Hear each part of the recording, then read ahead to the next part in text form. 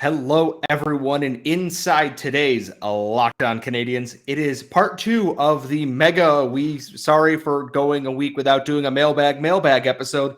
We have all the rest of your questions inside today's show. Locked On Canadiens, your daily podcast on the Montreal Canadiens, part of the Locked On Podcast Network. Your team every day.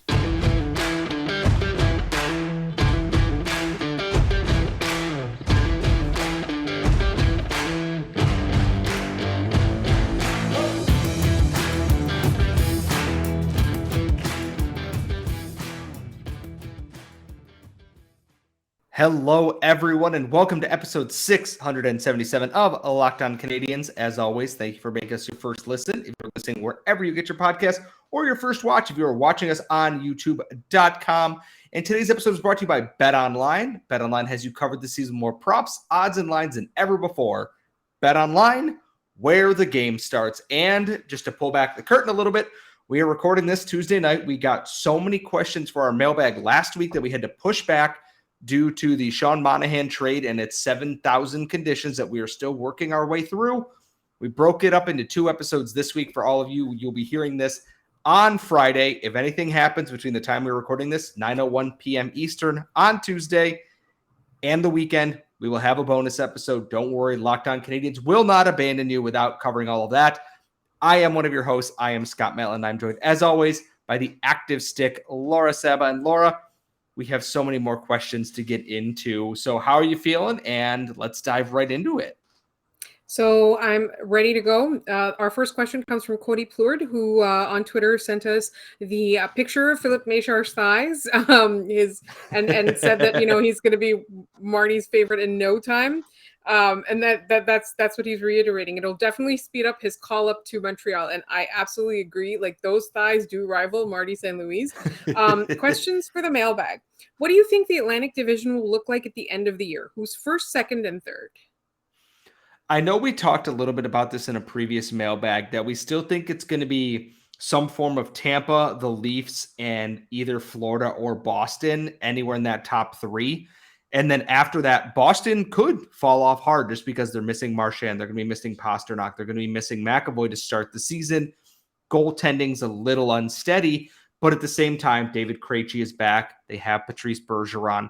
They could make a serious, run even regardless. And Florida could fall off because they hired Paul Maurice as their head coach and have famously unsteady goaltending in Sergei Bobrovsky, and Spencer Knight hasn't fully established himself.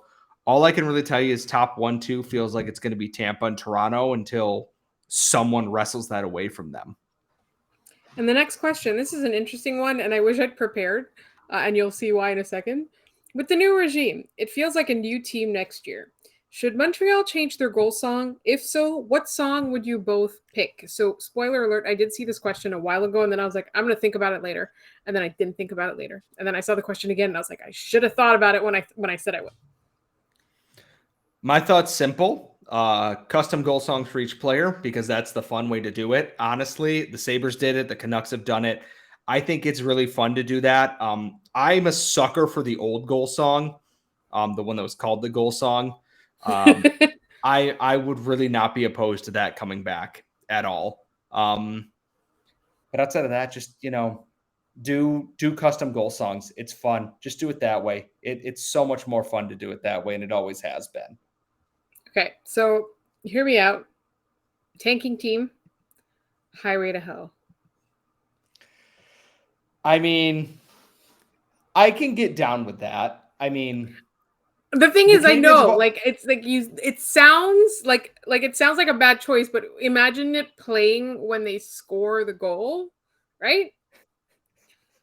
I appreciate that. And the Canadiens have always been unique, though, except for the time they had U2 for some reason, which I will never understand for the life of me. But I want them to do something unique, because that's what the organization's about, is uniqueness and being different. So custom goal song, Highway to Hell, I think both fits that kind of bill.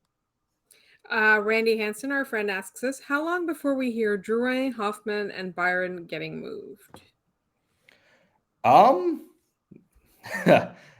Well, Byron, I don't think is getting moved, because I'm pretty sure he's going on LTIR at this point. The other two, We're not going to see till the preseason who gets injured, who isn't ready for camp, who's performing, who's not performing.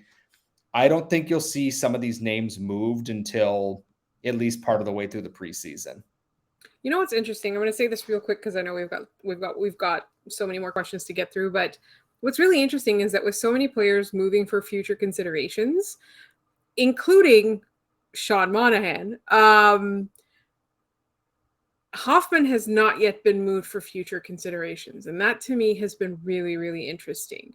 I don't think it's because nobody would want him for free.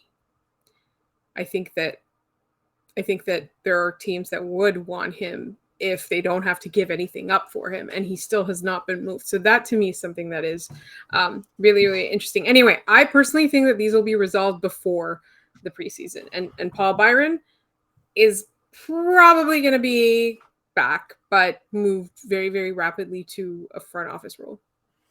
I wanted to just hit on that Mike Hoffman point. I think it's because Ken Hughes isn't willing to trade players for nothing either. I think he's waiting until he gets his moment and then he's taking it. And I think that's a sign of a good GM who is not compromising what his vision is just to get rid of things. He's not panic trading. That's exactly what I meant, is that trading him for nothing is an option that's available based on the current market, and he's not taking that option because he's got something else up his sleeve.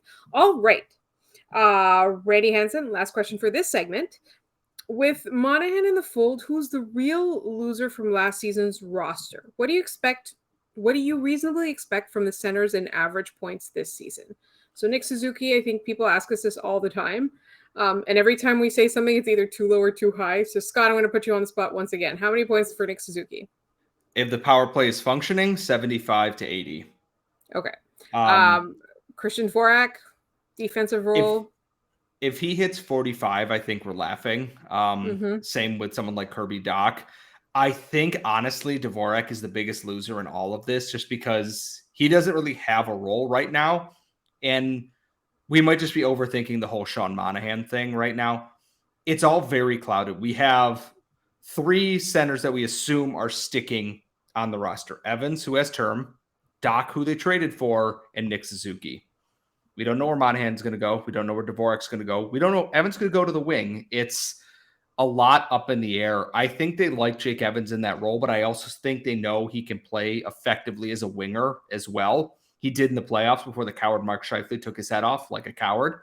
So they have flexibility and options with that. I do think, though, that they're going to try and move Dvorak out, one, to clear cap, and just because who cares? If Sean Monahan's not great, it's not the end of the world. Who really cares? Like, you can move Jake Evans up to a third line role, and Guy can be your fourth line center. You're just supposed to be bad.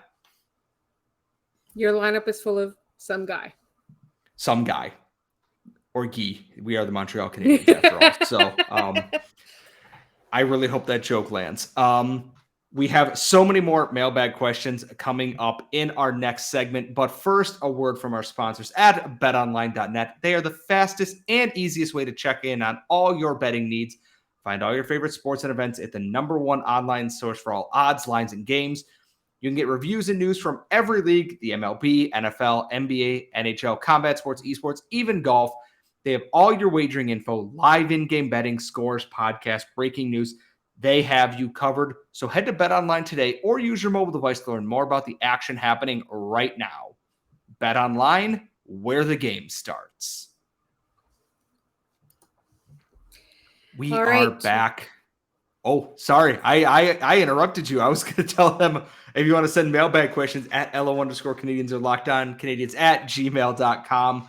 We do have a lot of questions, though, so Laura is right to hurry me along here. So what do we have next in the mailbag, Laura? I have to be really honest. I thought I was hosting this episode at some point while Scott was doing the ad read. I was like, oh, I'm hosting this episode. I should go in and come back from the break.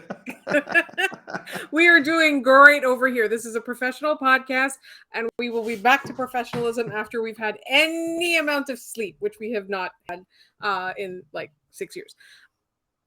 This question comes from Eric B. If Drouin and Dadonov meet or exceed expectations heading into the trade deadline, and we're talking about 15 to 25 goals and around 55 points. With salary retained, what would be a reasonable return? I don't think you have to retain on either guy if they have 55 points by the trade deadline. I think a team will take them at full price and will be happy to do so. I think that's setting the bar a little bit too high for both. If they ended the season with 15 to 20 goals and 55 points, I think we're like, that was great, amazing. If they go into the trade deadline playing well, and we talked a little bit about this in our last episode, is you can probably get a first for Jonathan Drouin and probably a decent prospect mid-round pick for Dadonov just because he's a little bit older. Drouin has the skill and can be a great complementary piece on a team that needs to get over that final hump in the playoffs. So that needs a dynamic playmaking winger. And he can be that when he is healthy. And he has shown that. Unfortunately, his health has kind of failed him a little bit. And Dadonov is just, hey, we want more added depth in our middle six or bottom six here. Here's a guy that we know we can trust. And I think Kent Hughes would be able to get maybe an Arturi Lehkonen-like return in a Jonathan Drouin trade, a good prospect and a mid-round pick or a first-round pick and maybe a lower-tier prospect. Dadonov might get you a third and like an AHL guy who can't break into an NHL roster on a better team. It all depends on how they play, though. And if they take off, if you can flip them. Even if it's before the deadline, just go ahead and do that, honestly. Yeah, I mean, that's what happened with Tyler Toffoli, although admittedly, Tyler Toffoli was on a much more economical contract than both of these guys. Also, I think that, we talked about it in our last mailbag episode, but I'm going to keep repeating it until it changes. Like right now, the market is not that great, but when it comes to the trade deadline, there's teams that want to make a splash. There's teams that are gearing up for a playoff run. And then there's all kinds of FOMO when teams are competing against each other. It's going to be very different to now. So you can change the market price for very many things as the course of the season goes on. Another question from Eric. Your way too early 2023 draft prediction, where and who the Habs will select. So we kind of keep talking about this, and most people think that the Canadiens are going to be around that top 5 draft pick. Some people really do think that they're going to be so abysmal that they're going to compete for a lottery pick, and some people are more like, it's going to be more like top 10. I think for me, Scott, you and I have both decided that they will be in that top 5 or around that top 5. So who's the best player available, like at around 4 or 6? I am currently bringing up Elite Prospects, their rankings, and I'm going to sort this. Wow. It says, no rankings published. That's great. We know Connor Bedard's up there. We know Michkov is up there. We know Adam Fantilli is up there. And someone asked us about, I believe it was Cameron Allen, was someone that asked us about there. And I think he's someone that might be of very appealing to them. And then there was another Slovak player, Dalibor Dvorsky, who plays in the Swedish league right now. He put up 40 points. And I think he's someone that, based on recent things, the Canadiens like their European guys. He's 6'1", 17 years old, put up 40 points in the under 20 league for AIK in Sweden. He's someone that might fall, might rise, and that might shift things a little bit, but he's definitely someone that I would keep an eye on if I were the Montreal Canadiens. Eric also asks, who do you think are Doc's best fit wingers? I guess it all depends on how I think Kirby Dach plays. Admittedly, I don't know much. I know what he was doing in Chicago, and I don't think he's going to be asked to play the same role in Montreal. But for Dach, I think you give him to Dadonov and Gallagher, and you go, this is kind of your safety blanket, and then you adjust from there. Maybe, you move Hoffman or Armia there, and you play with a tenacious line there, because Dach can carry the puck and can shoot. Gallagher can clean up, and Dadonov can kind of do all the other stuff there. And I think it makes a really nice, balanced kind of grouping there. And our final question for this segment is from KCD, who takes us on walks every single day. So thank you. The question was asked prior to the World Juniors or while the World Juniors was going on. Now they are obviously finished. Which Habs prospect impressed us the most? Jan Mysak. I think Joshua Waugh played really well, mind you, but I think Jan Mysak did everything he could on that Czech team to try and get them a medal. And I think he really boosted his stock. We said it guys on the prize. If we had done the top 25 voting, Aftak would have gone up several spots at that point, I think. Waugh played really well, but I was really, really impressed with what Jan Mysak did for the Czech team. And speaking of Jan Mysak, we've been asked to have an expert come on and talk about his OHL play as he gets ready to turn pro. And that is coming. I have several ideas as to who we're going to ask. So we're going to bring people on to talk about Jan Mysak before Jan Mysak becomes one of the AHL or NHL players on the Canadiens organization. And we do have a few more questions left as we finish up our mailbag extravaganza, and those are all coming up next. We are back. I am hosting this episode, just so we are very clear on what is happening on today's show. If you want to send us questions at LO_Canadiens, LockedOnCanadiens@gmail.com. They're going to be looking for a new co-host after Laura kills me for making fun of her several times tonight. So it's all good. This is just me being tired. Here's the thing. Scott is my co-host and my very good friend. It's okay for him to make fun of me, but there's a short leash on people who don't know me very well. Laura, what do we have left in the mailbag for today? Long-time listener Brendan Betton, who we love, who has been around for so long and still listens and still comments. Looking forward to hearing your thoughts on Hughes and Gorton getting another first-round pick in the Monahan deal. Big fan. They literally gave up nothing and got a first-round pick. Sorry, that's offensive to Michael McNiven, but they gave up nothing and got a first-round pick and a player who might turn into more picks. What's not to love? It seems like... maybe the cap hit, but whatever. It's not going to be that long. If they trade Josh Anderson, there needs to be another handsome person on the team to replace that. So, How dare you dismiss Joel Edmondson like this? Why would you do this? I'm saying there were two handsome people, and then when you remove a handsome person, you need to add another, so you continue to have two handsome people, especially now that Carey Price is not there. All right, my thoughts are that Kent Hughes and Jeff Gorton are working really, really hard. I'm not 100% sure what their plan is, but they know what their plan is, and they're not deviating from it. They are sticking to it, and they are being bold about it. So this was, again, I think it was, it's not masterful as much as it is just a great hockey decision that they made. Logan B asks us, all right, now we have a question that, Scott, you have to get right. Best non-traditional wing flavor.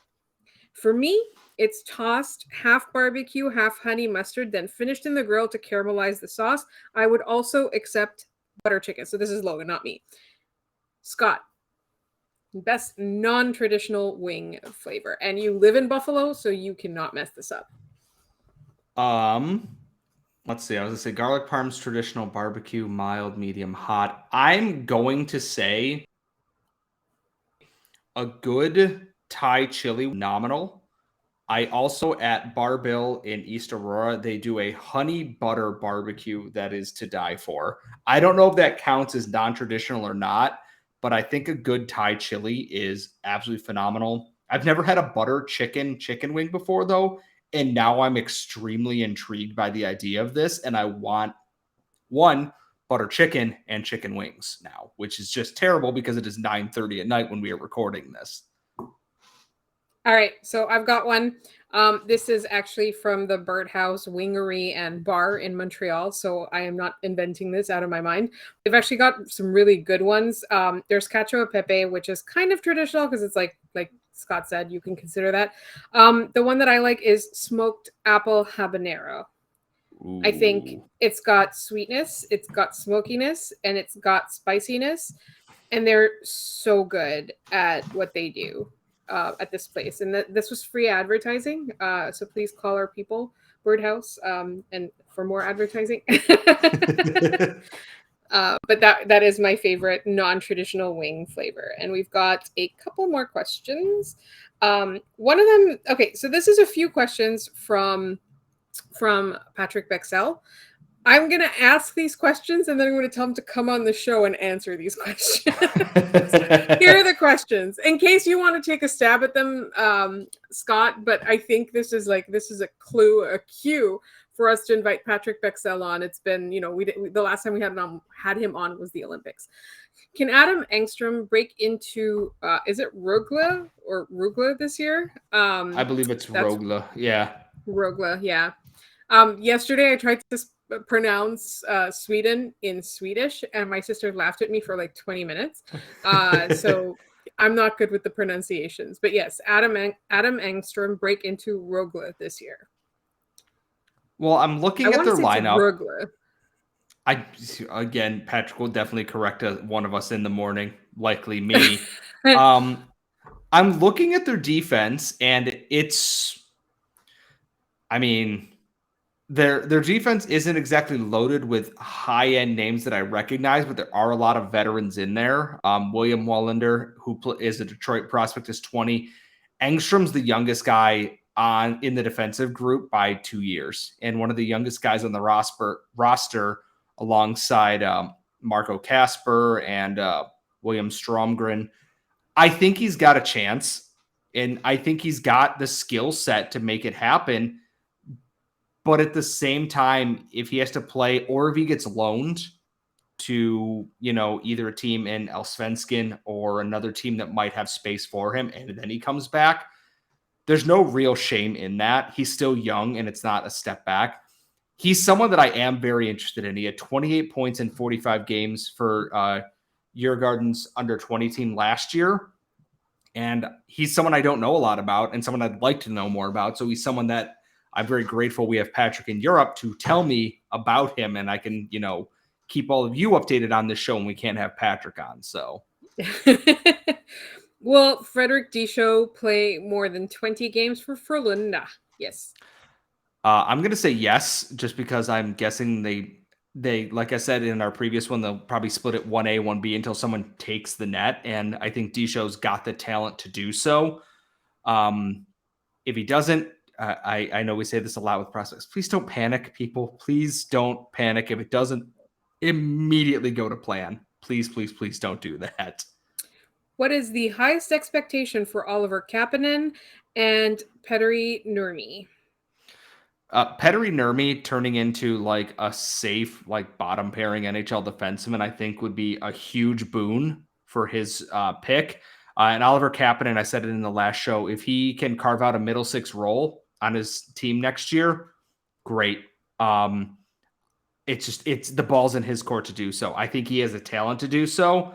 I just hope he, can get himself on track, doesn't get frustrated, and kind of goes down that Joni Ikonen path. And our final question from Patrick Bexell is, what do we expect from Kostenko? Is he even near the KHL level?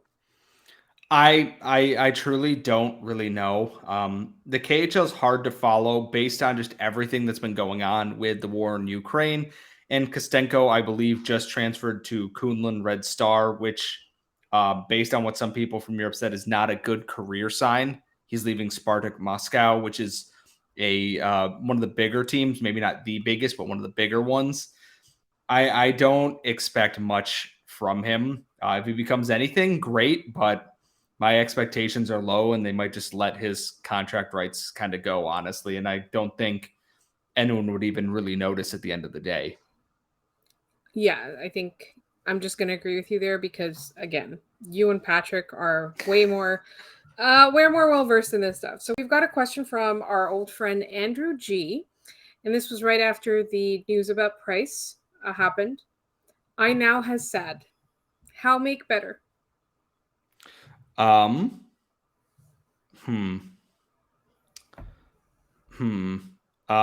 you can watch him run over Chris. You can watch him run over Chris Kreider if you want, or watch him giggle at Mitch Marner in the playoffs last year, or watch him collect awards, or you can read my article at Habs Eyes on the Prize about where he ranks among the goaltending greats instead of some of the other articles that are out there, which are bad and terrible and not worth your time.